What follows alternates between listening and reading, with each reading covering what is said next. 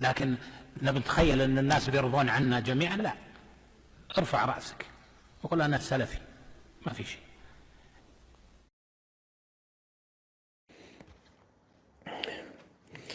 Sual verilir ki, qohumları qorxutmaq üçün alimlərin namaz qılmayan kafirdir rəyini paylaşa bilərəmmi statusda?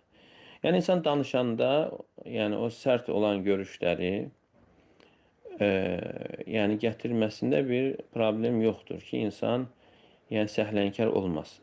Yəni, dəvət məsələsində elədir ki, kim ki yəni təkfir məsələsində ifrata varır və ona bu bir tərəfdən dəlillər gətirmək lazımdır ki, yəni diqqətli ol, yəni təkfir məsələsi yəni ağırdır.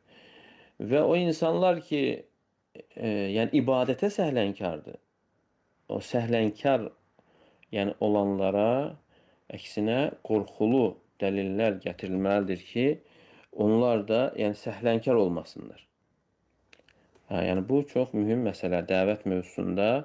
Yəni bəzən insanlar bunu anlamır və görürsən ki, səhlənkar olan insanlara, yəni onlara yenə yumuşaldıcı dəlillər gətirilir və onlar da biraz da yəni arxayınlaşırlar.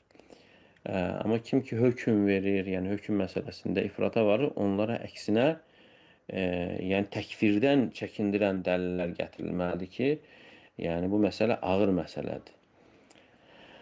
Və həmçinin digər günahlarda da, həmçinin digər fasiqlik edən insanlara, yəni ki, bir şey yoxdur, yəni bu İslamdan çıxartmır, adi bir günahdır. Belə demək də özü təhlükəlidir ki, yəni o insan günahında, yəni səhlənkarlıq edərək günahında davam edə bilər, israr edə bilər və buna görə də əksinə qorxutmaq lazımdır.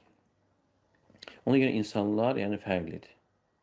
Yəni bəzən elə insanlar var ki, günah edir, yəni onun heç təsir etmir.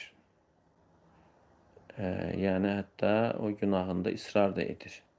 Elə insanlara yəni qorxuducu ayələr vardır Quranda, hədislər vardır, onlardan danışılmalı. Amma elə insan da var, yəni günaha düşəndən sonra çox qorxur. Çox qorxur və hətta o insan məyus ola bilər. Yəni elə dərəcədə qorxur ki, Allahın rəhmətindən də ümid üzə bilər. Allahın rəhmətindən ümid üzmək o günahdan daha şiddətlidir. Belə insana isə rəhmət ayələri gətirilməlidir.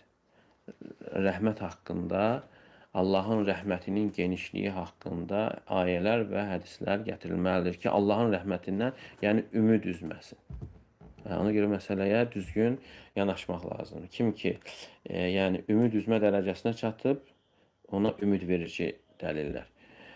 Kim ki, səhlənkardır, ona yəni qorxuducu dəlillər gətirilməlidir.